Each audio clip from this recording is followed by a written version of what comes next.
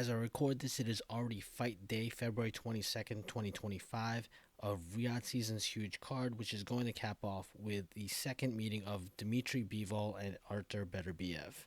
As always, I'm going to give you one pick up front, but I will be covering 6 fights of this card. In that main event, I know last time we spoke about the two of them fighting, I had picked Artur Beterbiev to win and also to win by decision, which was not a favorite thing for people to be picking in that fight. In this one, I'm going to reverse course and I'm picking Dmitry-Bivol to win the rematch, and this time you can pick that on FanDuel at plus 108. Outside of this pick, almost every other pick I'm going to give you, it seems that DraftKings has the better line, so unless otherwise noted, it'll be a DraftKings line, and then I'll tell you if it's going to be FanDuel. Welcome back to the 4Bs, where we discuss boxing, betting the B-side, and other BS. If you want to make sure you get all the picks in time for the fights like these that are happening in the morning, please make sure to subscribe. We have a stacked card coming to us today, and it's coming to us fast because this is on a different time schedule for me, and I know that I need to go to sleep and wake up and hopefully catch all these fights. So I'm going to try and make this quick. We're going to start off with Carlos Adames versus Hamza Sheeraz. In this case, the champion, Carlos Adames, is the actual underdog in here. The thing I want to note is, as talented as Hamza Sheeraz is, he has not fought anybody in the same class as Carlos Adames. And when you give me Adames' money line at plus 230, I'm willing to take that plus money on the champion to be able to retain his championship belt. We also have one of the two cases where we have a very late replacement. In this one, it was one that was predicted by Shakur Stevenson, where he predicted his original opponent, Floyd Schofield, would not show up for the fight, and he didn't.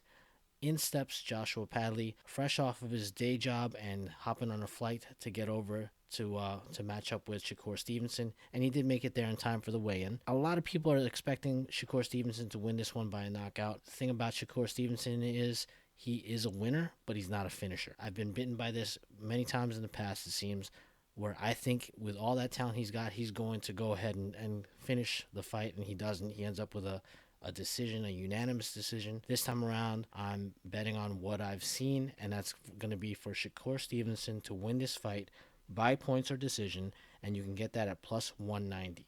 If in case you were looking for the Shakur Stevenson by unanimous decision, you can get that at plus 225, so it's really not that much more. But then again, if you're playing this out in your head, how he wins a decision, he's probably going to win by unanimous decision. With that being said, I wouldn't be shocked if he finishes Padley and just makes me look dumb. That's just kind of like what he likes to do when I bet on him or against him. So there it goes. On this card, we also have two very interesting heavyweight fights. I'm going to start off with the heavyweight fight with the two combatants who actually did come in and are going to make this fight, and that would be Zhang versus Ajit Kabayel. In this one, Big Bang Zhang is actually a little bit of an underdog at plus 135, where Kabayel is favored at like minus 165. What I'm actually looking for to happen here is for Zhang to actually get the stoppage, and that's a plus 220 on DraftKings. In the next heavyweight fight, we have Joseph Parker with a very, very, very late replacement in Martin Bakole. Now, when I first heard about this, with Bakole stepping in for Daniel Dubois, I already thought to myself, and I've been a Parker fan from when he was younger, that Parker had a really tough matchup in here against Daniel Dubois. It would be very tough for him to get the win.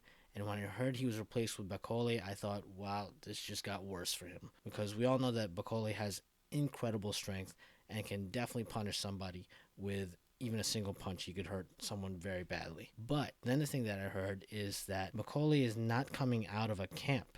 So he hasn't been training at all. He just hopped on a flight. Instead of being at the weigh-in, he was in transit from Africa. If there was going to be a worse conditioned Martin Bakole, I don't see that we would ever find him. And in this case, what I envision happening is Parker playing it very safe in the very first rounds of the fight and feeling out what Bakole has and kind of waiting for Bakole to gas. I think Parker is actually going to be able to get a stoppage here sometime in the middle to late rounds, finding a time where Bakole just doesn't have anything left and doesn't have enough to really put up a fight. And Parker just kind of like shoe shines until the ref steps in. So that you can get at plus 130, actually on either site. So this is the one time out of these fights where FanDuel actually matches the line you can get from DraftKings. Now for the fight that I actually am really looking forward to seeing, and I think that people will be surprised with what happens here. We have Virgil Ortiz versus Israel Madrimov.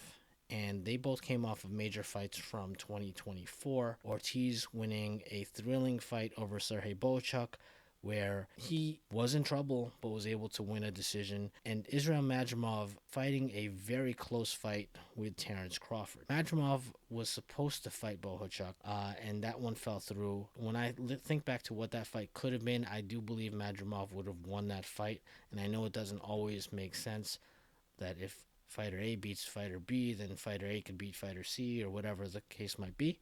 But I do think that in this case, Madrimov is going to give Virgil Ortiz trouble, and the A side is going to walk away with his first loss here.